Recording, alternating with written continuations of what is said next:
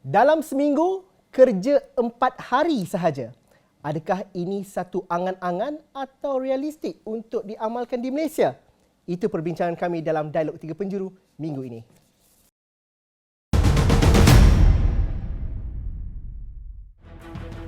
Menyertai kami dalam Dialog Tiga Penjuru pada hari ini, saya bersama dengan saudara Muhammad Effendi Abdul Ghani, merupakan Presiden MTUC. Kita juga turut disertai oleh Profesor Dr. Balakrishnan Parasumaraman, merupakan pensyarah kanan sumber manusia dan hubungan industri daripada Universiti Malaysia Kelantan UMK, dan juga saudara Chris Daniel Wong, Presiden Dewan Perniagaan Digital Malaysia, turut bersama dengan kami dalam Dialog Tiga Penjuru pada minggu ini. Seminggu kerja 4 hari sahaja.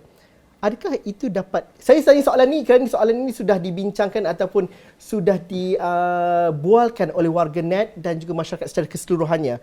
Mereka memberikan pelbagai angle dan juga sudut-sudut pandangan yang menarik. Memberi contoh apa yang berlaku di Iceland, contoh berlaku di Belgium ataupun beberapa negara maju yang lain.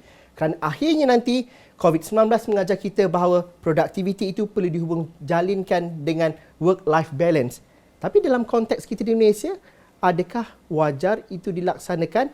MTUC, Perdana Menteri baru-baru ini kata, bincanglah bersama dengan Menteri. Apa ceritanya, Cik Effendi, kalau dapat dilihat? Perdana Menteri berkatakan begitu, maksudnya ia sesuatu yang perlu dicanaikan, diperdebatkan. Apa progresnya setakat ini? Okay, untuk makluman semua, sebab setakat ni kita belum ada apa-apa perbincangan lagi lah dengan pihak kerajaan.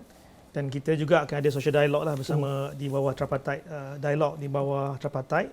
Kita akan berbincang dengan kerajaan di bawah NLC sebenarnya. So alhamdulillah NLC pun akan bermula dah pada hari Jumaat ni, akan ada NLC bersama kerajaan, majikan dan pekerja lah. So setakat ni tidak ada lagi sebarang perbincangan dengan kerajaan maupun majikan tentang sistem kerja 4 hari seminggu ni lah. Cuma bagi MTUC kita lihat kita sebenarnya kena di luar sana lah, kaum pekerja kena tahu kerja 4 hari seminggu itu penting ke, atau jumlah jam bekerja seminggu itu penting. Sebab bagi MTUC, kalau kita kerja 4 hari seminggu ke 5 hari seminggu ke, tetapi kalau waktu bekerja kita masih lagi 48 jam. Yang lama lah. Dengan pindaan baru ni, mulai 1 September ni, 45 jam, turunlah 3 jam sikit. Jadi 45 jam. Still lagi, adakah kita mampu untuk bekerja dalam masa 4 hari dengan keadaan 48 jam, 12 jam sehari. So, itu akan menjadi persoalan yang perlu. Sebenarnya, kat luar sana bekerja ramai tak faham. Sebab sebenarnya, kerja 4 hari ke 5 hari tu, itu doesn't matter. Tapi yang penting sekarang ni adalah jumlah jam bekerja tu. Sanggupkah kita punya bekerja 12 jam sehari? Nak dapatkan 3 hari kerja seminggu ni. Itu satu. Yang kedua, kita cerita tadi, macam kata tadi kita compare dengan Belgium kan, kita compare dengan Kanada. But adakah semua tahu bahawa di Belgium, di Kanada tu mereka bekerja 35 hingga 40 jam? So maknanya sebelum kita nak kaji kerja 4 hari seminggu ni, kita kena kaji dulu waktu bekerja kita dalam negara kita. Kita kena reduce. Kalau 40 jam, Akta ILO, di bawah Komisi ILO kata kita kena kerja 40 jam seminggu. Tapi Malaysia, daripada 48, turun dah 45. Even Singapore pun 44 jam. So untuk compare, bagi saya lah, nak compare ni biarlah kita compare apple to apple. Compare dalam negara-negara ASEAN country dengan Singapore, Indonesia, Thailand ataupun Vietnam, barulah kita dapat satu result yang betul. Tapi kalau kita compare dengan negara Europe, mereka bekerja 40 jam ataupun 35 jam. Jadi waktu bekerja mereka 4 hari itu pendek. Kita kalau kita ambil yang 14 hari ni, 14 jam tu, bagi yang 4 hari tu kita kena kerja 12 jam. Tapi ramai juga yang kerja 12 jam sekarang. Tapi by rotations. Kita lihat yang kerja 14 jam. Kalau nak kata tentang 4 hari, sebenarnya dalam negara kita dah berlaku dalam 4 hari seminggu. Sebab ada industri pembuatan contoh kan. Dia kerja 4 hari seminggu. Tetapi mereka bekerja dengan rotation. Apabila kita nak kerja dengan rotation, saya rasa industri perlukan more manpower. Bila more manpower, dia akan melibatkan cost. So kita lihat kat situ lah. Jadi ada industri dah kerja 4 hari seminggu sebenarnya based on rotation. Kilang-kilang kan. Cuma bagi MTUC, kalau nak laksana ni, kita nak pulangkan balik kepada pihak industri. Tapi bagus atau tidak kalau kerja 4 hari seminggu? Apa yang kita nak capai bagi kalau MTUC? Bagi MTUC dengan keadaan waktu jam bekerja hari ini, sebenarnya tidak bagus. Sebab kita kena kerja lama.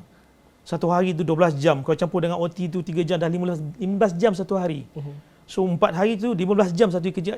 It will affect by the end nanti dia akan menjejaskan dari segi productivity and quality. Kita tak nak nanti by the end kan majikan akan salahkan pekerja. Mula jadi isu pembuangan pemotongan gaji kan, pemotongan allowance, itu kita bimbang sebenarnya. That's why sebelum nak kaji 4 hari seminggu ni, kita kena kaji sedalam-dalamnya tentang jumlah jam bekerja dalam negara kita dulu. Barulah kita boleh. Kenapa kita tak macam Singapura 44 jam seminggu kan? Mereka masih lagi bekerja setakat 5 hari seminggu. Itu yang fleksinya kan. Dan dalam negara kita pun selepas pandemik ni kita ada flex hours yang fleksi dalam pindahan akta kerja yang baru ni pun membenarkan mana-mana majikan dan pekerja untuk berbincang, berunding untuk ada kerja selasa fleksi. Kan? Tapi walaupun itu pada sektor-sektor tertentu.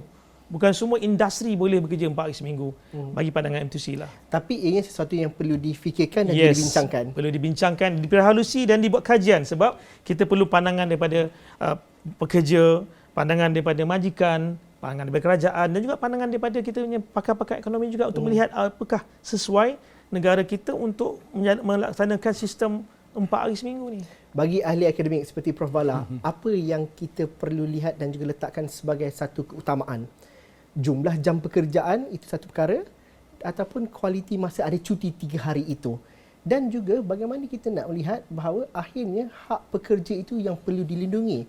Kalau dilihat kepada perkara ini bukan sekadar melaksanakan sahaja, tetapi ada akta-akta yang sudah ada di Malaysia ini perlu diberikan penekanan pada pandangan Prof Bala. Di mana titik permulaannya untuk kita bincangkan perkara ini? Okey, terima kasih Encik Zul. Saya ambil jalan tengah lah. Saya sebagai ahli akademik, saya tak melihat kepada majikan atau pekerja, saya ambil jalan. Actually ada pro and contra lah. Alright. Isu ni saya dah banyak kali tekankan. Ini bukan isu baru. Ini dah lama dah ni, isu 2 tahun 90-an. 80-an telah bercakap pasal ni. Cuma dia jadi lebih penting kerana waktu COVID-19 ni semua orang kena duduk di rumah. MCO. Lepas tu waktu itulah di mana jadinya orang bekerja tak bekerja. Itu isu yang jadi dikemukakan oleh ini. Jadi sekarang ni selepas COVID ini, apa implikasi dia? Implikasi dia ialah ada pihak mengatakan apabila mereka dah melalui fasa COVID yang MCO tu, ada orang rasa ada majikan rasa okey kita boleh kerja di rumah. Ada juga jadi bagi saya macam ni, bukan semua sektor kita boleh gunakan sistem ini, tapi keseluruhannya apa isu ialah balik kepada industri harmoni. Apa hubungan industri itu? Kenapa kita tidak mau menekankan quality life tu? You kerja 7 hari pun you tak happy juga. You kerja 4 hari pun tak happy juga. Yang penting ialah industri harmoni. Sebab tu saya tekan kepada M2C ke, MEF ke, productivity ni akan datang kalau mereka rasa happy. Happiness the index tu kita memang rendah. MPC dah buat kajian. Saya juga duduk dalam jawatan kuasa kesejahteraan rakyat Malaysia dan memang rendah. Kita punya data rendah. Jadi di mana cari happiness tu ialah bukan kerja. Kerja tu adalah memberi nafkah hidup. Betul tak? Jadi bagi saya kalau kita lihat tadi saya tak setujulah dengan Encik Abid tadi, tak boleh banding apple to apple. Bukan begitu, manusia semanusia aja kan. Kalau kita lihat negara-negara yang maju, bila kita nak ikut benchmark mereka ni? Sebab itu saya tengok bukan berarti time tu kerja. Actually mana bekerja tu? Kalau saya seorang bekerja, I boleh kerja 8 jam, I boleh produce 20 articles lah katakan. Why not? Dan saya memang begitu. Saya KPI tahun depan dah siap tahun ni. Kenapa saya boleh kerja begitu? Sebab happy. Kerana majikan saya menjaga dengan baik. Mereka tidak ada apa. Jadi majikan pula perlu faham dengan pekerja. Bukan hanya menekankan productivity tapi reward system tu kurang. Di Malaysia ni saya nampak reward tu tak ada. Reward tu ada kaitan dengan flexible work arrangement. Bagi saya bukan 4 hari. Even you kerja contohnya 5 hari lah bagi saya. Sabtu Ahad tu biarlah mereka pekerja kita ni pergi bersama dengan family. Itu asas utama kenapa kita masih mengambil pekerja asing. Pekerja luar negara. Kerana mereka tidak family. Mereka datang sini kerja 7 hari. Mereka tidak ada isteri, anak semua dekat luar negara. Kita pula ni ada banyak perkahwinan. Jadi 5 hari itu saya rasa memadai. Kita kerja hari Isnin sampai hari Jumaat atau negeri Kelantan. Contohnya hari. Cuba tengok negeri Kelantan. Dia 2 hari penuh. Sakit saya Sabtu dengan Jumaat memang tak ada kerja. Tapi okey, no problem. Majikan sana pun tak ada masalah. Tidak saya nampak ada orang diberhentikan kerja. Tak pernah diberhentikan kerja. Waktu COVID ini saya bagi tahu di Kelantan, jarang majikan memberhentikan pekerja.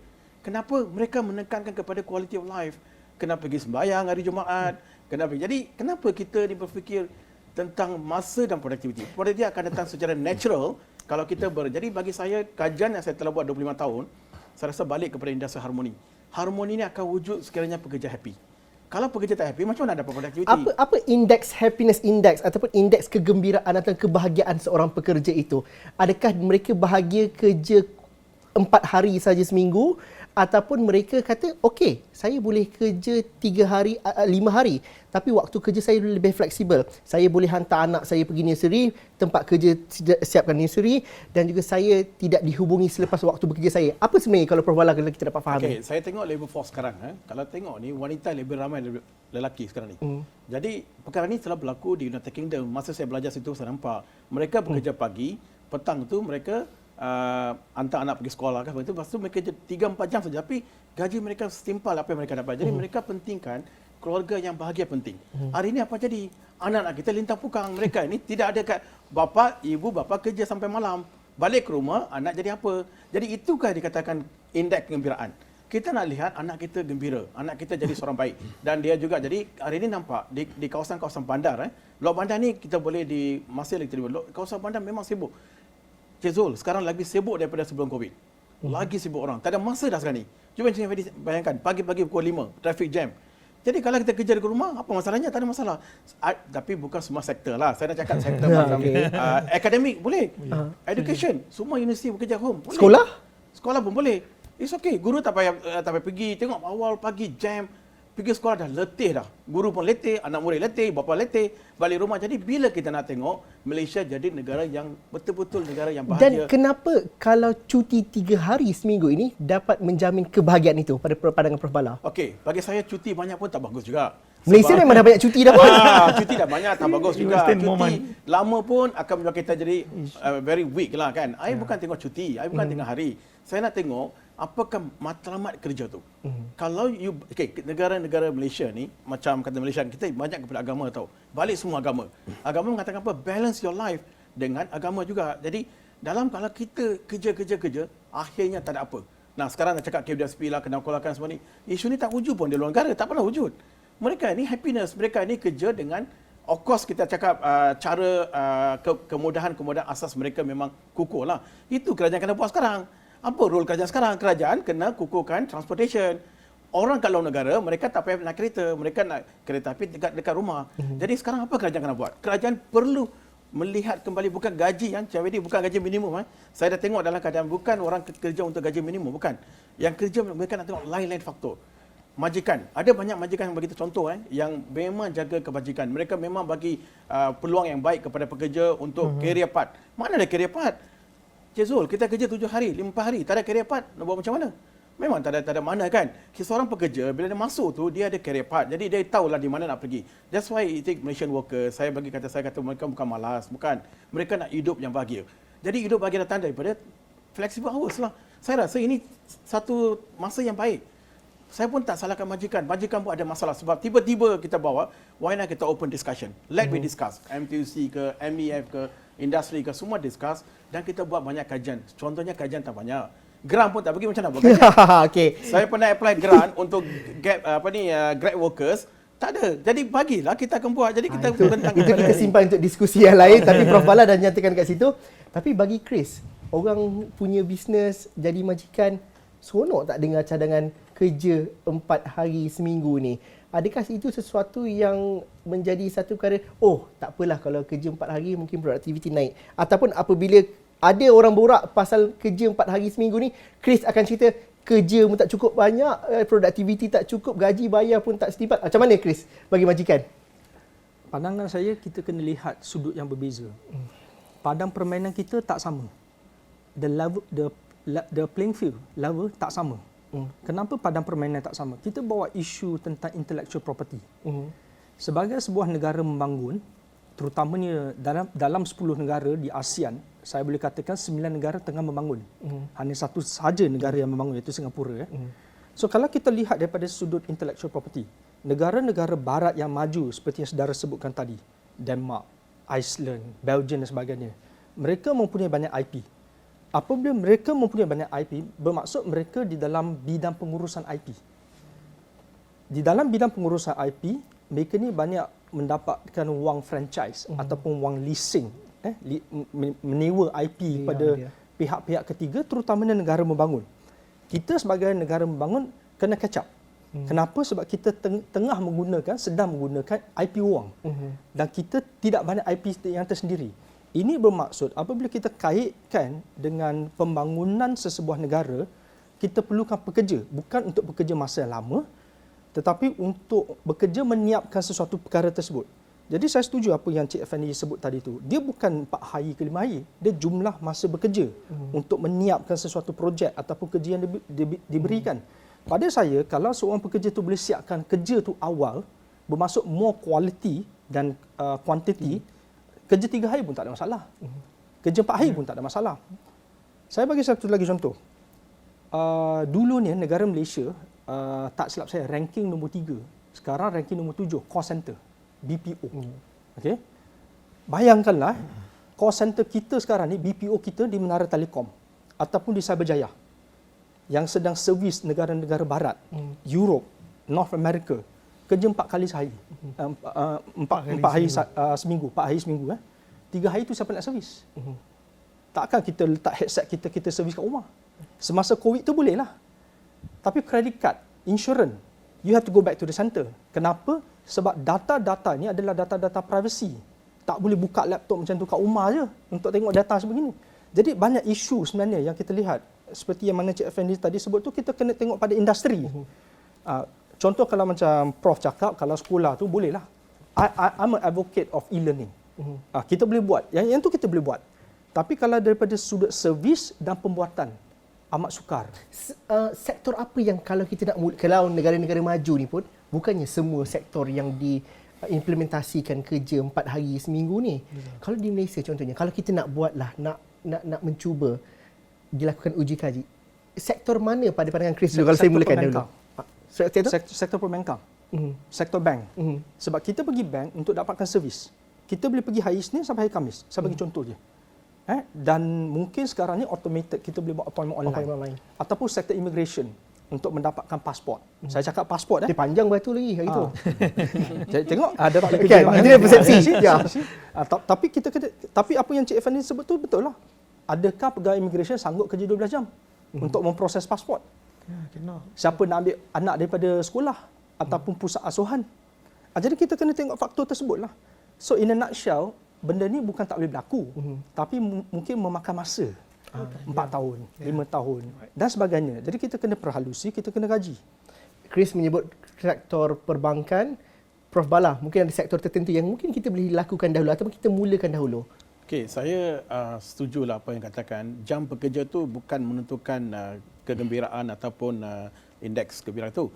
Tapi sektor, saya rasa sektor dealer kan, car dealer. Ini berlaku waktu COVID itu, MCO tu, saya pernah cakap dengan banyak car dealer. Mereka marketing people can do from home. Sebab mereka ni pergi kepada Facebook, Instagram, boleh jual. Even they jual more car than compared to previous. Sebab dia kalau pergi office, dia tak buat kerja pun. Jadi bagi saya, all the dealership sekarang ni boleh making a lot of money. Sebab mereka boleh gunakan all the social media dan sebagainya tu boleh. Akademik, banyak universiti swasta sekarang ni sudah mulakan. Mereka ni tak payah datang sini. Banyak generate income for the universiti swasta yang sekarang ni memang making money. Sebab student tak payah datang. Jadi another sector, actually itu multi-billion sector juga. Pendidikan kita tak nampak kan.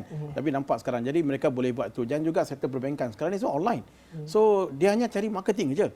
Dan sekarang saya nampak apa yang berlaku ialah masalah dia sekarang pekerja selepas online ni, kalau kita bagi peluang bekerja, dia punya public relation out. Dia tak boleh bercakap. Dulu kita pergi ke bank boleh cakap, sekarang dia online, dia tak boleh bercakap. Sebab itu hilang. Ini berlaku pada pelajar kita semua ni. Sebab itu kesan kalau too much working from home, itu kesan dia lah. Kita human touch tu tak ada. Jadi saya tak nak cakap 100% hybrid. Kita boleh hybrid system. 40-60. Mungkin di office duduk dalam 40%, 60% dekat rumah. Jadi not all sector, even tourism. Kita boleh buat tourism, tak ada masalah. All the tourist guide ke apa ke semua boleh buat. Jadi saya nampak benda-benda macam ni kita kena kajian meneliti dan kita jangan apply straight to the all sector. Ingat tak? Waktu kita buat gaji minimum, kita bukan bagi semua sektor. Kita go step by step. Tapi ini inisiatif satu yang baik lah. Bagi saya flexible arrangement ini satu yang baik dan kita kena kaji balik apa impact kepada pekerja selepas ini. Jadi kita nak tengok post kajian kena buat. Apakah impact yang ini? Adakah ini menjadi trend? Tapi luar negara jadi trend lama dah. Mereka dah lama trend itu. Sebab mereka sudah ada dalam akta-akta. Macam Japan dia ada akta. Saya dah tengok all the akta kan. Negara-negara New Zealand sudah ada akta. Australia sudah ada. Finland. Jadi akta pekerjaan yang ada itu perlu dirompak balik. Siapa yang boleh rompak balik ialah tripartitism lah. Jadi saya dengar difahamkan Encik Mendy akan ada meeting NLC kan, National Labour Council tu, tolong bawa isu ni, bincang, debatkan dan ambil pandangan-pandangan daripada Daniga dan sebagainya tu dan bawa ke satu ni. Jangan terus kita kata tak boleh jalankan, tak boleh. Yang itu kita suruh belakang lah. Itu pentingnya dialog 3 penjuru malam ni supaya Cik Effendi boleh bawa dalam mesyuarat seterusnya katanya esok. Tapi Cik Effendi, sektor apa yang kalau dapat dimulakan dahulu? Kalau bagi MTUC kita sebenarnya nak mula 4 hari seminggu bukan tak setuju. Macam tadi kita katakan kita perlukan tengok sektor yang tertentu yang boleh buat. Tetapi kita dah ada macam-macam dalam negara kita. Kita ada flexi hours to work kan. Flexi hour untuk bekerja dah ada. Dan tambah lagi 4 hari seminggu. Jadi kita punya kebimbangan nanti akan berlaku automation. Bila masuk automation nanti dah hilang pekerjaan. So kalau tanya MTUC, kita still lagi kita punya stand, kita kata kita lihat dalam pandemik lah, kita lihat yang most yang boleh kerja adalah kerja-kerja administratif, kerja-kerja pejabat. Itu memang kerja-kerja yang boleh, yang untuk dibuat orang kata 4 hari seminggu ataupun kerja-kerja refleksi ni. Tapi kerja-kerja di bahagian operasi, di bahagian industri ni sukar. Adakah itu maksudnya ini kerja-kerja yang kurang berkemahiran pada pandangan Chris? Tidak juga. Kalau awak lihat pada sektor pembuatan teknologi tinggi, just in time, 3D printing. Benda tu kena buat sekarang, Betul. Tak boleh kata cuti. Tak boleh. Sektor peladangan, kelapa sawit, buah tu dah masak. Buah tu dah masak, kena petik sekarang. Kena kutip. Tak boleh tunggu esok. Tak boleh kata cuti. Sama juga sektor otomotif, kereta kan. Jadi technically dia based on industri. Ini terpulang kepada majikan. Kalau kita buat sektor pembuatan, sektor peladangan 4 hari seminggu, bermaksud kena ada 3 kelompok pekerja. Dan ada peluang pekerjaan lebih banyak.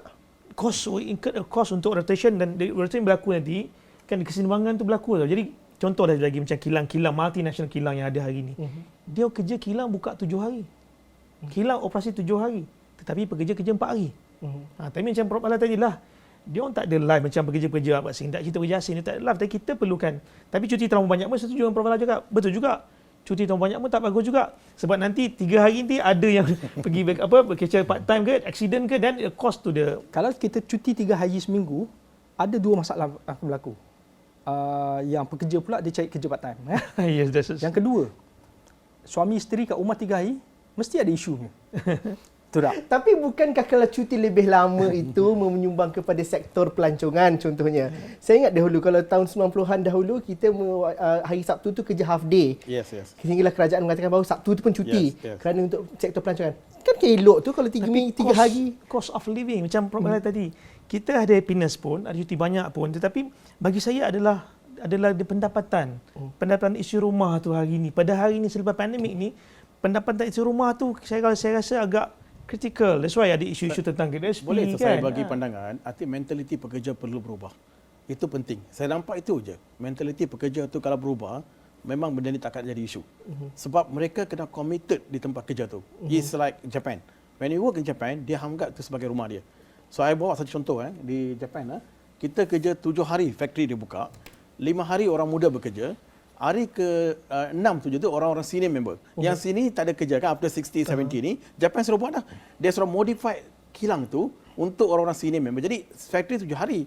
5 hari orang muda. Orang muda pergi Sabtu dan Ahad, dia enjoy the life. Orang tua pula datang balik, jadi sama-sama dapat. Jadi factory berjalan. Itu Japan sudah start 10 tahun lalu. Kenapa Malaysian company tak think about that? Ini tak cakap about manufacturing. Can. You have to do lighting system, everything done, and then these people sudah boring kat rumah. Another issue pula orang-orang senior citizen yang retire 60 tahun. Masih kuat lagi tau. Dia bukan tua tau.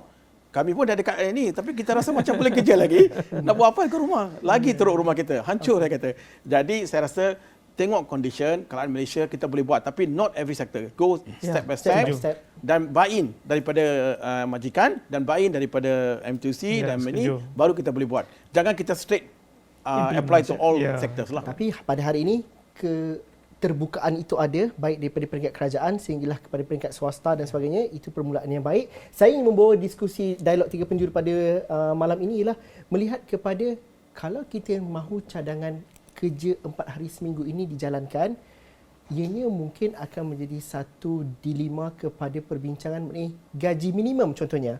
Mungkin hal yang kata kunci yang paling sering digunakan, productivity, itu sering digunakan sebagai alasan untuk idea-idea ini untuk dilaksanakan. Akan adakah satu konflik yang besar antara kerja 4 hari seminggu dan juga pelaksanaan gaji minimum dan juga melaksanakan atau menyelaraskan sistem penggajian di Malaysia? MTUC dapat mulakan dahulu. Kalau tanya saya, tak ada isu sebenarnya. Macam saya sebut tadi, kita bekerja dalam negara kita ni hari ni, dia bukan kira hari, dia kira jam tu. So in akta kerja, jam, kita kena serve 48 jam seminggu. Itu akta kerja. So dia tak cannot be less, kan? Cannot be less, cannot be more daripada 48 jam, kan? Tapi boleh less, boleh kurang. It depend on industri ataupun majikan. Jadi soal gaji tu dibayar mengikutkan waktu dia bekerja. Bekerja sesuai kita dengan gaji minimum, ada juga gaji yang mengikut jam. Minimum wage untuk jam ada juga. Sebab kita bukan kerja ikut hari. Sebab dalam akta tu kata kita kerja 6 hari seminggu dulu. Dan kita bagi 5 hari seminggu.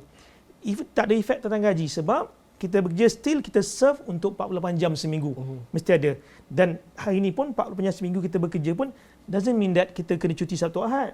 Betul tak? Dia tak ada semesti. Dia kadang rotation cuti pun ada juga berlaku. Jadi bagi MTUC tidak ada isu langsung tentang gaji sebab isu tentang kerja ni lebih kepada kita cerita tentang pelaksanaan 4 hari seminggu lebih kepada productivity. Kita bimbang tentang automations, kita bimbang tentang macam program tadi dari segi kita punya kehidupan harian kita lah. Kita tak pernah keep in touch, jadi kita akan hilang kita punya bila kerja satu kawan kita akan hilang kat situ. Jadi to serve the public speaking hilang. Jadi ada benda-benda yang ada pro and con. Tapi bagi MTUC tentang gaji dia tidak melibatkan langsung tentang kerja 4 hari seminggu ni. Gaji 4 hari ke 3 hari ke, if they are serve 48 jam seminggu, then dia kena bayarlah gaji mereka untuk ikut gaji minimum dalam negara kita. Adakah pihak majikan akan menekan supaya gaji minimum itu lambat dinaikkan kerana kalau kita laksanakan kerja 4 hari seminggu ni, Prof?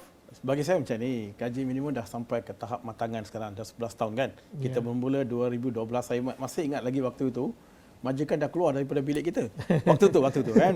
Jadi sama jugalah sekarang kan. Jadi saya rasa apa yang Encik Abidi cakap betul. Dalam gaji minimum ni kita ada harian, kita juga ada ikut jam. So tak ada masalah juga sebab memang dalam law, undang-undang Akta Majlis Pengundi Gaji Negara tu memang ada undang-undang membenarkan mereka bekerja mengikut hours work lah. Itu sebab flexible hours ini diperkenalkan sebab dia in line with that. Of course gaji itu akan berkurangan lah. Tetapi dari segi tahap hidup tu akan meningkat lah. So, because tadi cakap kan, workforce sekarang ni banyak wanita. Wanita ini kita tak naklah mereka dah tamat belajar duduk kat rumah. Jadi mereka perlu contribute lah to back the country. So I think flexible ni lebih susah untuk mereka bekerja dan sebagainya. Jadi contoh saya bagi tahu Encik Zul, restoran. Dia tak ada masa. Encik Zul pergilah restoran, duduklah tengok. Daripada pagi sampai malam kerja. 3 jam dia rehat. Apa dia jadi? Cuma tengok all the restaurant. Tapi dia make money. Cuma makan tengok. Kita bayar tinggi tapi kita tengok kesian dengan pekerja-pekerja kita. Jadi saya rasa flexible hours juga penting untuk rotation lah. Jadi sebab tu saya tengok pekerja tempatan dia tak nak masuk, dia nak masuk. Tapi dia tidak ada package yang itu. Jadi kalau ada package yang clear tentang career path lah, reward lah, flexible ni part of that untuk meningkatkan. Jadi we need to see our rakyat Malaysia lah. Kita akan cakap keluarga Malaysia. Jadi dalam keluarga Malaysia ni kita kena tengok sayangkan keluarga Malaysia lah. Jadi di mana kita nak pergi, tapi kalau tengok Singapura tahap kemakmuran saya memang nampak kemakmuran dia memang benefit dia dengan dia punya facility dia semua terlengkap. So they can work on that system. Jadi saya rasa Malaysia juga kena tengok lain-lain faktor selain daripada gaji dan juga itu lain-lain macam kemudahan asas. Ada tak kita dah ada lebuh raya lengkap, belum ada lebuh raya lagi. Banyak negeri yang tak boleh connectivity. Bila raya berapa jam? 12 jam. Itu pun ada kaitan juga kan. Jadi kita tengok big package lah, macro policy kena lihat balik, tengok Sabah dan Sarawak dan kita juga tengok di sini kan. Jadi banyak isu kita kena selesaikan sekarang ni dari segi itu. Jadi baru kita talk about gaji. Gaji ini satu faktor je. Tadi I think ini bercakap gaji terus harga barang naik. Bukan. Dia ada lain-lain faktor yang menyebabkan harga barang naik. Dia gunakan alasan actually. Nah, kita tak nak jadi macam Melbourne sekarang kan. Melbourne sendiri pun not enough food. Dia orang line up sekarang tengok Sri Lanka. We don't want that happen to Malaysia. We want our country we make money, the same time kita juga ada keseimbangan dari segi kehidupan kita dan agama, jangan lupa. We are Malaysian based on the religious side. So we don't too much work dan kita lupakan apa yang patutnya kita buat lah. Jadi anak-anak kita nak latih mereka. Itu sebab Grab, semua masuk Grab. Grab ni tak ada social security. Jadi orang muda sekarang ni lepas graduate masuk Grab, 3,000 gaji dia. Tapi adakah masa depan mereka? Mereka tidak tahu. Jadi we have to take the macro policy on HR lah for the country.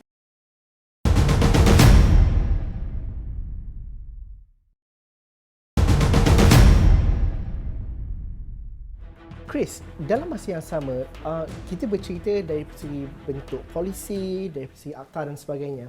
Tapi syarikat-syarikat Malaysia dan juga jenis perniagaan juga sudah berbeza. Dia tidak ada satu template yang khusus.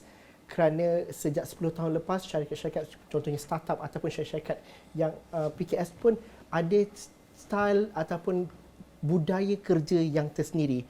Kalau cerita pasal waktu kerja fleksibel, kita bercerita mengenai kerja 4 hari seminggu dan sebagainya, itu dijalankan dengan satu konsensus juga di kalangan syarikat-syarikat tertentu. Dan itu dah berlaku.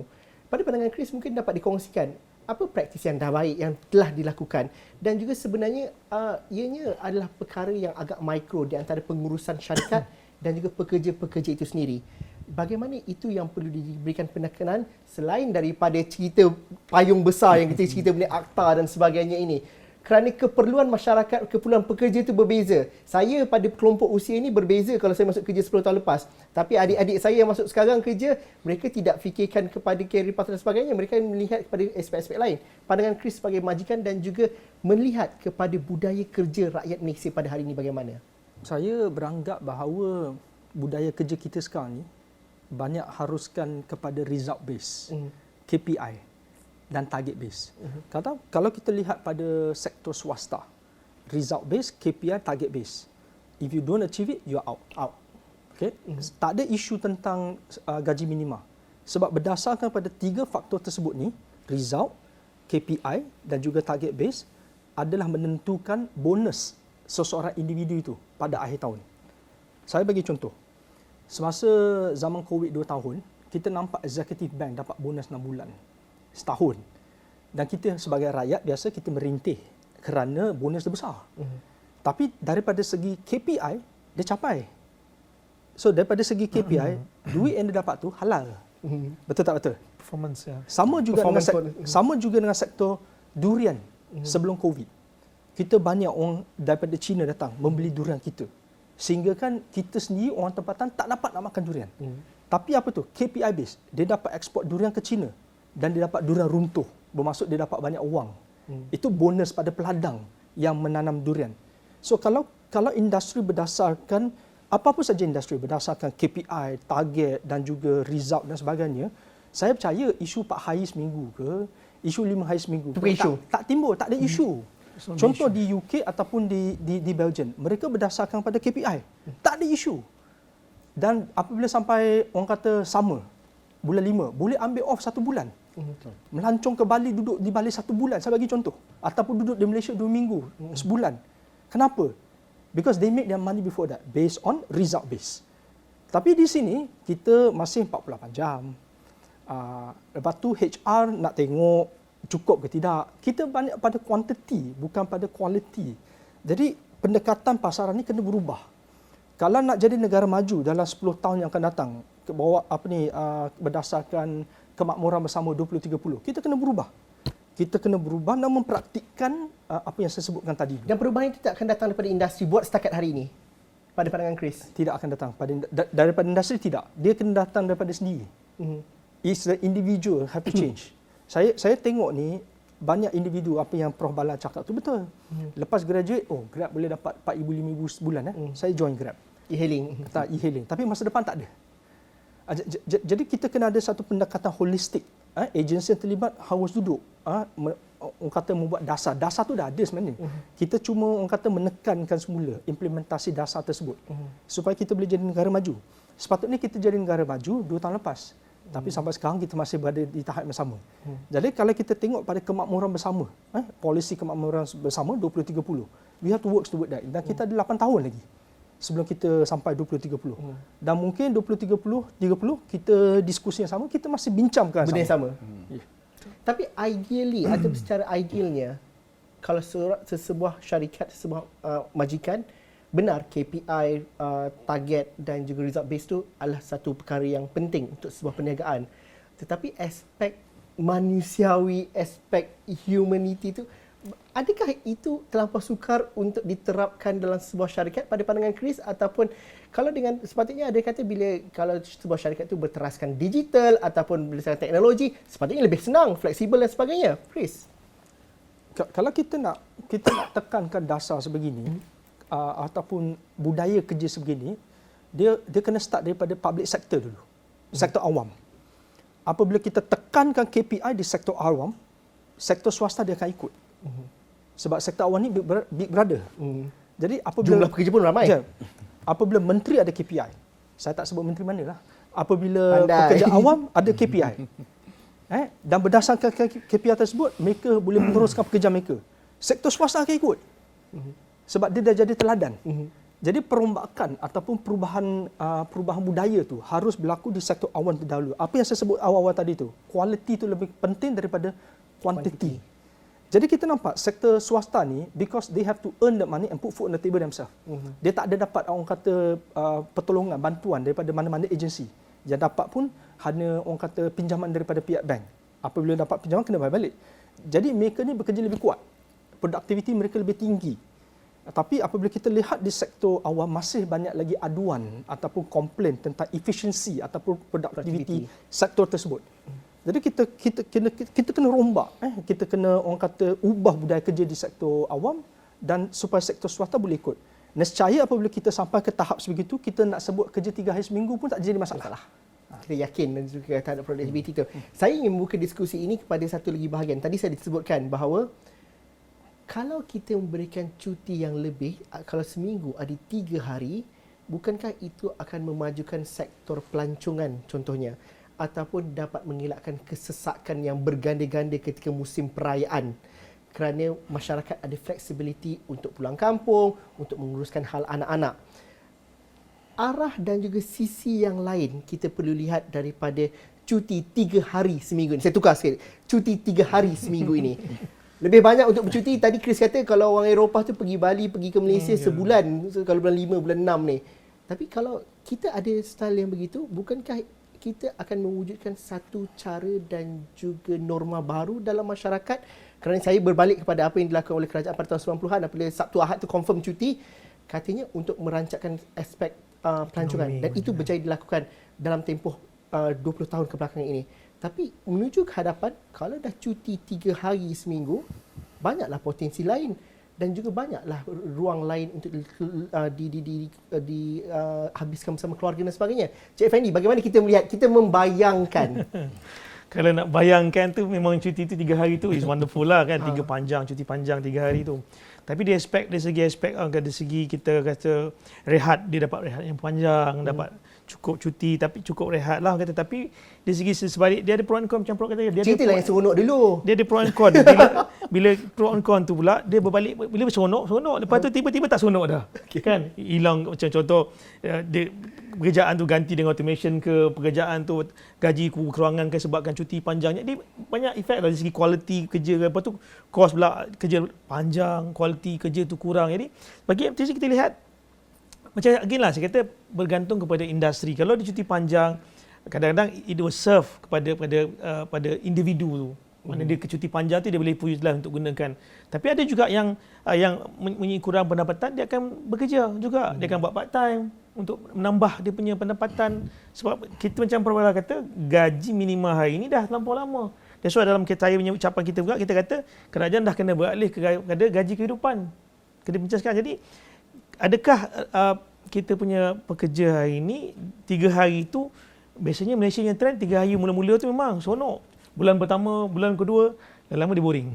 Kan dah ada cuti lama banyak kan. Jadi it's not efficient nanti dia jadi tak lagi macam tak berapa sesuai pula dalam lama-lama. Sebab kenalah cuti berkapit, berkembar, dia jadi 5 hari seminggu. Jadi again it will affect the productivity and then again it will affect dengan quality. Jadi yang ini yang MTUC kita bimbang, sebab tak nak jadi akhirnya memang seronok, mula-mula seronok dapat cuti 5 hari, 3 hari seminggu, tetapi by the end nanti dapat keluar, company kata gaji dipotong sikit, 30% because productivity kurang, cuti panjang. Jadi kita tak nak benda-benda tu berlaku tau. That's why saya setuju dengan Prof dengan Chris kata, kita kena kaji dulu. Kan? Seronok, kalau cerita pasal seronok, memang seronok. Bagi saya lah. Okay. Macam contoh, nursery tak payah hantar anak nursery lagi 3 hari dah cut off dia punya course dia. Prof kata tadi, nak travelling naik kereta tak perlu dah, jangan tak jam dah. Tapi jam juga sebab orang pergi melancong. Kan? Dia ada pro and con lah. Tapi bagi MT keseluruhannya, again dia terpulang kepada industri dan juga individu tu untuk bagaimana untuk utilize cuti 3 hari tu. Cik Effendi memberikan awan hitam di sebalik keseronokan yang saya cuba bayangkan. Tapi Prof Bala, mungkin dapat kita ceritakan keseronokan dan juga potensi dan juga kebaikan.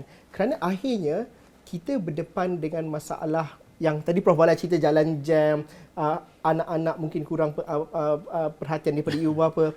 Kita juga mencatatkan kes tidak berjangkit yang paling tinggi juga kerana stres kerja, mental health dan sebagainya. Kalau dapat cuti 3 hari seminggu, apa keseronokan yang realistik? Yang realistik dan juga potensi-potensi lain yang kita dapat raih. Dan juga kos-kos yang kita dapat selamatkan. Seperti kita kata, kos kesihatan, kos news, penjagaan anak dan sebagainya, Prof Bala. Saya melihat kepada 5 hari lah. More Okay, realistic. more Kita 5 hari itu saya rasa more Sesuai realistic. 4 hari ni very sensitivity lah. 5 hari tu nampak cool sebab apa tadi Chris cakap tadi kan. Sektor awam started first. I think last time ingat tak dia bagi 2 hari. Awam dulu. Awam kan? Awam dulu. Ingat tak? Baru diikuti dengan Then swasta. swasta. Jadi memang champion ialah awam. And in the beginning, yes, isu sama juga. Tetapi lepas tu saya tengok awam okey, sudah adaptasikan dengan itu. Dan memang Sabtu Ahad ni mereka relax ke rumah, watch Astro dan sebagainya dengan anak-anak lah. Banyak masa beranak. yang jadi masalah swasta ni sebab dia belum tak cukup gaji at that time. Remember? Yeah. 2011 tu masih gaji di bawah RM700. Awam tidak, awam fix. Awam sudah lebih dari itu sebab dia memang fix kan, gaji dia memang okey, semua okey. Jadi itu bermula dari situ. Government start dulu dan sekarang saya nampak okey, everybody fine. So saya tetap dengan 5 hari kerja sebab 2 hari tu Sabtu Ahad tu I think people can stay at home dan mereka shopping. Even the COVID tu yang sektor paling teruk sektor tourism. Yang paling teruk lah hotel. Sekarang dia lah paling make money. Even airline, kita tak ada flight dah sekarang ni. Sometimes no flight. Sampai nak minta charge harga US dollar sekarang. Yeah. So maksudnya rakyat Malaysia ni macam ni. Saya lebih suka pada 5 hari tu dan juga balik kepada jam bekerja tu saya rasa okey. Dan saya juga balik kepada key result. Yes. Cuba kita cakap PWS. Productive Link Based System. Gaji minimum tak lagi, I mean, already no more, I'm not saying relevant, but we have to move to PLWS yang di mana Jabatan Perubahan Perusahaan Malaysia pun dah buat dan kita dah ada beberapa syarikat yang menanamkan itu dan saya nampak dalam PLWS tu ada flexible working arrangement. Memang ada. Mereka kerja like Denso, all di syarikat tu memang kerja Honda semua tu kan. 5 hari, 2 hari tu mereka kena duduk ke rumah dan sebagainya. Jadi sudah nampak bukti tapi kalau balik kepada awam, of course lah dari segi productivity dia memang tak begitu kita nampak sebab kita tak ada, kita macam whatever you do pun itu je gaji dia jalan. Tapi swasta ni ada PWS. So itulah kita bagi key result. Selain gaji minimum, dia boleh naik lagi gaji dia. Actually ada sistem tu dan telah diamalkan. Jadi sekarang ni saya pun rasa saya pun duduk juga dalam PWS dan sebagainya. Why nak kita fikirkan itu? So dalam 5 hari itu dia kerja lah. Jadi pekerja kena ubah. Jadi saya rasa MTC kena buat banyak kerja sikit. Train dia punya workers, balik ke tadi, dia kena ubah.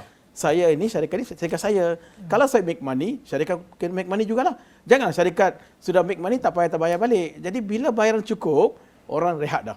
Yang tak cukup ni sebab dia kerja duit tak cukup. Lepas tu harga barang naik pula. Jadi harga minyak naik macam mana kita? Jadi kerajaan tengok lain-lain kementerian ada KPI kan. Semua kementerian ada KPI, jagalah KPI dia supaya sama-sama kita jaga rakyat Malaysia. Itu saya punya pandangan awal lah. Chris, kalau kita lihat pandemik juga memberikan cabaran yang berbeza.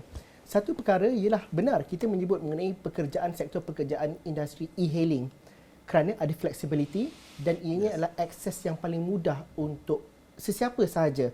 Anda boleh bergelar bekas jurutera sehinggalah bergelar bekas mahasiswa yang baru lepas graduate kerana itu boleh terus masuk. Dan juga COVID-19 juga mengajar bahawa banyak benda boleh dilakukan sendiri. Boleh menjadi peniaga online, boleh berniaga barang-barangan sendiri. Justru ada beberapa sektor tertentu, contohnya sektor perhotelan dan juga F&B. Mereka sukar untuk mencari pekerja pada hari ini kerana tak ada flexibility itu. Apabila kita diskusikan perkara ini, satu cabaran juga di masa akan datang ialah sektor-sektor tertentu untuk mendapatkan pekerja tetap. Dan ini kerana pekerja menuntut bahawa flexible hours, dia bercerita pasal nak cuti lama dan sebagainya. Pada pandangan Chris, ini perlu diimbangkan. Dan juga akhirnya sektor pekerjaan dan juga majikan tidak ada pilihan untuk menuruti apa kemahuan pekerja dan juga kemahuan golongan terbesar ini. Di mana kita mencari titik tengah itu? Kerana realiti sebenar kemahuan dan juga kuasa yang dimiliki oleh mereka ini kita tidak boleh nafikan dalam struktur ekonomi pada hari ini. Saya ibaratkan soalan ini ialah sebagai orang kata kuasa pengguna dan juga kuasa pekerja. Right? Kita kena lihat pada titik ataupun jurang generasi. Right? Mungkin Prof dan juga Cik Effendi ialah generasi X. Saya di antara generasi X dan Y. Dan kita ada generasi Y dan juga generasi Z yang akan datang. Yang menuntut kebebasan ni banyaknya generasi Y dan juga generasi Z. Tapi kalau kita lihat pada generasi X, masih ada lagi disiplin pekerjaan. Kerana pada tahun 80-an, 90-an apabila kita diterapkan ke dalam sektor pekerjaan, kita kerja 9 to 6, 9 to 7. Itu hari Isnin sampai Jumaat. Sabtu 9 to 1. Jadi disiplin tu dah ada di sana. Tetapi untuk mahasiswa yang baru keluar ni, mereka tidak pernah masuk ke sektor pekerjaan yang formal. Jadi kita nampak jurang generasi ni. Jadi kalau kita nak bawa mereka kembali ke sektor pekerjaan formal agak sukar. Kerana titik permulaan mereka telah bermula sebagai orang kata pekerja Grab yang mempunyai masa tersendirian mereka. Nak cuti bila pun boleh cuti. Nak start engine bila nak kerja pun suka hati mereka. Betul. Saya bagi contoh, saya pernah dapat orang kata feedback daripada yang pernah bawa Grab. E-hailing. E-hailing lah. Yang pernah bawa e-hailing. Jadi syarikat e-hailing telefon mereka. Boleh start kerja tak esok pagi awal sikit sebab banyak booking. Sampai kan syarikat e-hailing kena panggil telefon mereka. Galakkan mereka start kerja awal. Kerana tak cukup kereta pada masa yang tertentu. Itu yang saya sebut tu, disiplin pekerjaan. Jadi apabila agensi kerajaan terlibat membuat dasar, mereka kena lihat balik semula disiplin pekerja-pekerja. Ini bukan isu when can I start work or my flexibility. Ini ialah isu ekonomi yang memerlukan pekerja pada satu masa tertentu.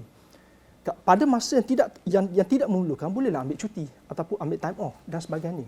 Jadi saya nampak dasar tu dah tak betul. Kita kena betulkan dasar tu. Sama juga seperti sektor perkilangan, sektor pembuatan. Ada disiplin kerja hour tu, disiplin kerja jam tu ada tu. Macam sektor poster.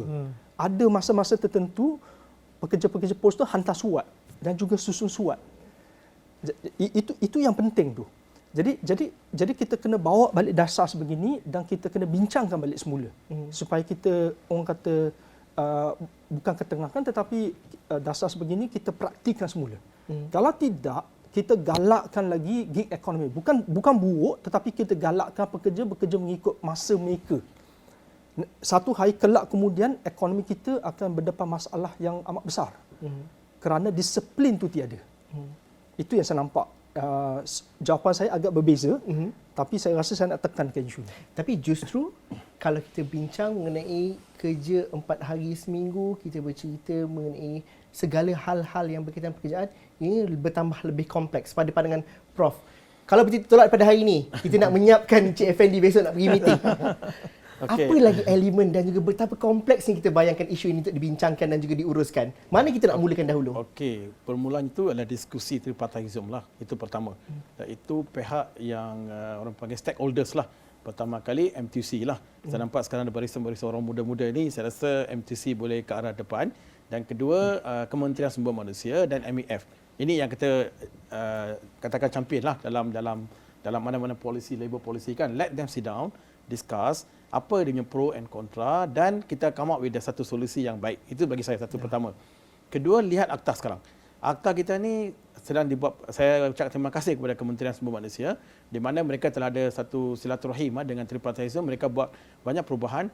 Jadi tengok balik akta-akta yang ada sedia di Sabah, termasuk Sabah Sarawak. Jangan lupakan Sabah Ordinance, Bureau Ordinance dengan Sarawak Ordinance dan juga akta pekerjaan. Tengok balik semula dan benchmark dengan akta-akta di luar negara. Dan tengok persamaan perbezaan dia, yang mana kita ambil, yang tak boleh kita lepaskan. Okay?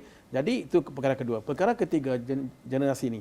Saya amat setuju kalau 4-5 hari ni bagus kepada generasi yang muda.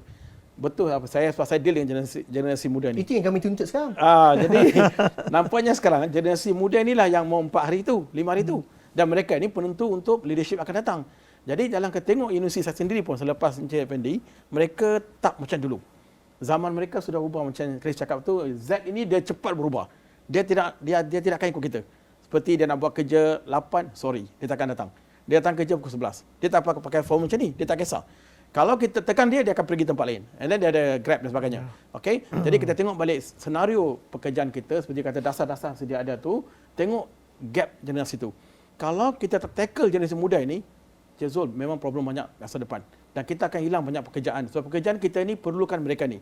Jadi majikan kena ubah, MTC pun kena buat dan sendiri yang kita tengok balik ke arah di mana kita buat Malaysia. We cannot follow Singapore. Jangan selalu ambil Singapore contoh lah. Singapore dia kecil.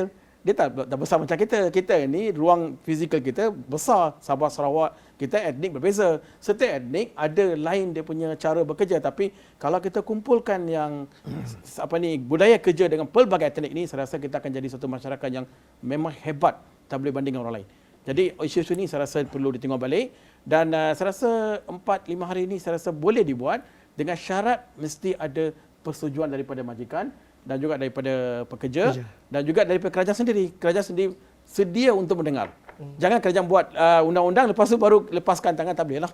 Jadi kena, and then akademik jangan lupa lah. Kita ini adalah orang yang banyak beri input-input dari segi fakta-fakta. Sebab tu kita tengok gaji minimum memang teratur. Sebab yang buat kajian lah semua ahli akademik. Jadi bila bentang kepada MPJN, MP akan debat. Debat tu akan jadi polisi, bukan kerajaan menentukan gaji minimum. Actually daripada MPJN sendiri. Jadi saya rasa perkara ni perlu tengok governance juga. Sistem governance kita supaya nampak lebih ikhlas, telus dan juga kita mesti ada integriti yang tinggi lah.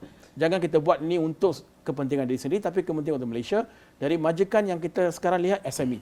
SME ni Encik Zul dah banyak kita bincang. Memang mereka tidak ada satu HR policy yang jelas. Sebab tu saya rasa banyak Kementerian Sumber Manusia, HRD Corp ke NHRC ke, saya juga duduk fellow sebagainya. Kita melihat kepada SME dan micro industry. So tu saya rasa kita mula. Prof Bala dah kata kerja 4 hari seminggu ni memang tuntutan orang muda, generasi X, Z dan sebagainya, Z contohnya. Tapi bagi MTUC sendiri, adakah mahu menghukum kehendak mereka ataupun menjadi fasilitator yang terbaik supaya mereka inilah sumber manusia ataupun tenaga insan yang sangat diperlukan dan juga tidak boleh diubah dan juga dirotan, mereka kata tak boleh cara begini. Betul. Kena ikut. Jadi itu cabaran dan juga situasi semasa bagi MTUC sendiri, nak hukum ataupun nak lebih terlibat urus bersama dengan generasi muda, khususnya yang menolak idea ataupun yang mahukan idea 4 hari seminggu ni bekerja. So macam saya kata tadi lah, MTUC ni kita macam orang tengah juga antara majikan, kerajaan dan juga pekerja. Cuma kita lihat lebih keseimbangan dan keperluan semasa keperluan industri itu. Kalau kita tetapkan in the blanket punya pun tak boleh juga sebab ada industri tak boleh, ada industri boleh. So itu kena balance, kerajaan pun, majikan pun kena balance juga, pekerja kena balance juga. Macam Prof kata tadi, Chris kata tadi, dia mesti ada konsensus antara pekerja dan juga dengan kita punya majikan. Itu yang ada. Bercerita tentang gig economy ni kan, now dia dah become the second largest dalam our country now sebab pandemik tu. Kita tidak boleh elakkan dari segi flexible hours tu memang mereka nak, betul kita kata. Dia nakkan flexible hours tu. Generasi tu memang generasi yang nakkan flexible hours. Dia tak nak macam dalam kita sekarang ni MTUC kita tengah perjuangkan untuk jadikan pekerja-pekerja gig ekonomi pekerja tetap dan dilindungi. Yes, tapi kita ada dia dalam clause tu contract of service dan contract for service. Itu jadi halangan kita. Maknanya mereka ni tidak dibekalkan untuk bekerja, tak ada. Mereka bekerja sendiri kan. Jadi isu technical tentang pekerja gig ekonomi lah. Tetapi balik pada 4 hari seminggu yang kita lihat hari ini, again kita MTUC kita tidak ada halangan sebenarnya untuk berbincang, untuk kita perhalusi antara majikan, kerajaan dan juga pekerja. Tapi kita kena balancekan sebab keperluan industri itu. Sebab ekonomi kita dah mula balik kembali kan. Kita tengok pekerja-pekerja industri perhotelan pun dah kembali balik on track. Kita tak nak affected, tak nak macam kekangan nanti tiba-tiba lah. Kita takut ada yang mengambil kesempatan dalam kesempitan. Maknanya bila kerja 4 hari ni, okey gaji potong. Macam mana juga kata punya dalam pandemik. Macam tentang pandemik dulu pun ada majikan-majikan yang potong gaji. Yang bukan potong gaji, sampai hari ni potong ada juga. Kita dapat aduan tersebut. Jadi kita tak nak benda tu berlaku kepada pekerja-pekerja dalam negara kita. That's why kita nak safeguard mereka supaya kalau berlaku lah kerja 4 hari seminggu ni, baik generasi muda, yang tua pun nak juga saya rasa kan, benda tu kena balance kan. Maknanya engagement antara kerajaan, engagement perbincangan antara majikan. Sebab dalam akta kerja baru-baru ni dah ada dibagi satu ruang. Maknanya majikan dan pekerja boleh bincang untuk fleksi. Saya ada 1 minit berbaki. Apa wishlist daripada MTUC? Kerana kita sebut MTUC nak pergi meeting ni semua. Tapi MTUC dalam masa sama perlukan input-input dan juga keterbukaan MTUC dan juga keterbukaan kerajaan dalam aspek cadangan-cadangan seperti ini kerja 4 hari seminggu ni? Saya lihat hari ini kerajaan kita agak terbuka sebenarnya. Yang Maklumat Menteri pun terbuka dan kita pun ada Menteri Sumber Manusia pun terbuka untuk membincangkan kita punya kerja 4 hari seminggu ni. Even kita ada juga isu-isu tentang akta-akta yang ada hari ini untuk kita buat penambahbaikan dan pihak menteri setuju untuk berbincang. Jadi kita punya wishlist untuklah kalau kerajaan macam Prof kata tadi, kerajaan betul-betul nak buat 4 hari seminggu, then we need to study. Kita kena kaji sedalam-dalamnya. Impaknya bukan saja kepada majikan, kepada pekerja, kepada kerajaan, kepada semua. Kena imbangkan tiga-tiga elemen ni. Because ini tripartite. Tak ada kerajaan, tak ada majikan. Tak ada majikan, tak ada pekerja. Jadi isunya kalau kita buat 4 hari sini, kalau efek kepada majikan, dikurangkan pekerja. Kan? Jadi ini benda kita kena imbangkan dan saya nampak kerajaan kita ada bahagian macam MPC kita ada ilmiah kita ada. So kerajaan punya stakeholder ni bolehlah buat kajian yang lebih dalam, dapatkan input daripada pekerja dan kami buat research juga based on kenyataan akhbar MTUC baru-baru ni. Macam Prof kata, majoriti setuju kekalkan 5 hari. 5-2 lah formula dia. Itu perbincangan kami hari ini, tapi harapnya jadi input kepada Cik Effendi besok di meeting. Input kepada yang yang menonton juga dan juga ini adalah permulaan mukadimah dan jalan ini mungkin masih lagi panjang. Tetapi kalau tidak ada keterbukaan, tidak ada sesi dialog dan tidak diperdebatkan, manakan kita tahu yang terbaiknya untuk akhirnya nanti bagaimana. Terima kasih Chris, terima kasih Prof Bala, terima kasih Cik Effendi kerana bersama kami. Terima kasih kepada anda yang menonton Dialog 3 Penjuru pada hari ini. Diskusi dan juga dialog boleh anda teruskan di Facebook, di Twitter Astro Awani. Komen yang monik-monik di sana. Assalamualaikum dan salam sejahtera. Kita jumpa lagi nanti. Terima kasih.